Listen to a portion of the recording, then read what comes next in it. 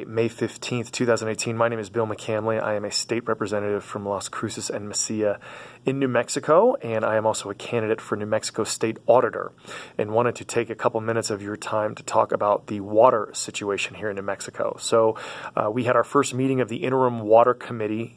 We have these interim meetings over the spring, summer, and fall to talk about issues that are going on through the year so we can deal with them during the legislative session. And the Water Committee met for the first time today. And this is how bad our situation is. So this is the U.S. Drought Monitor. And as you can see, the New Mexico does not have any white. The white in that picture determines whether there's no drought at all. And the darker you get, the worse the drought is. And so we have many places in northern New Mexico that are under what is called exceptional drought, and it doesn't get much better. In fact, the folks from the state engineer's office that talked with us said that the new drought monitor chart comes out on Thursday and will probably be much worse. We've had almost no precipitation in terms of snowpack. We've had no rainfall. And what does that mean? It means there's a lot of places throughout the state that are not going to have water resources, and it's just going to get worse. As an example, Elephant Butte Lake is the largest reservoir in the state, and it is below 50% capacity, and the inflow coming in, it was very strange. We had the presentation. They said it's actually at negative 20%. I was like, how do you get at negative 20%? He's like, it is so dry that it broke our mathematical model that we use to measure water going in.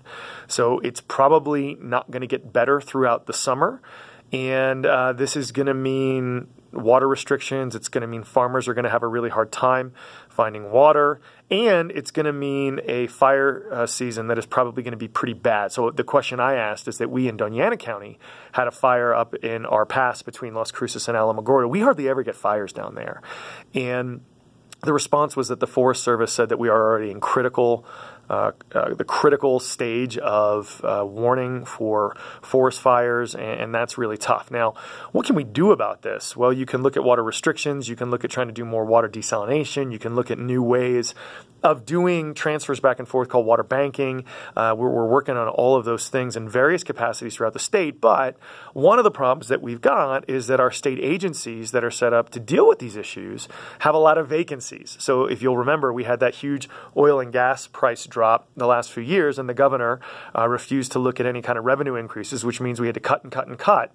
And as a result, the state engineer's office, who is our main agency for dealing with these water issues, is actually 26% vacancy rate. So 1 in 4 people that they would normally hire at the state engineer's office aren't there because we haven't been able to fund those projects, fund that department for the projects that they do to help deal with these water drought situations. So that's the situation we're in. I know as auditor, if I'm elected, that's going to be one of the things that I'm going to really focus on, is saying, okay, when we have all these tax cuts for millionaires and out-of-state corporations, money doesn't grow on trees, right? We don't have the money to fund things like education, social workers, or the folks that work on one of the worst drought situations that we could have. And that's really important. So as always, if you have questions, comments, or concerns on these or any of the issues, I would love to answer them for you. And I hope everyone has a really fun and safe rest of your Tuesday. Thanks.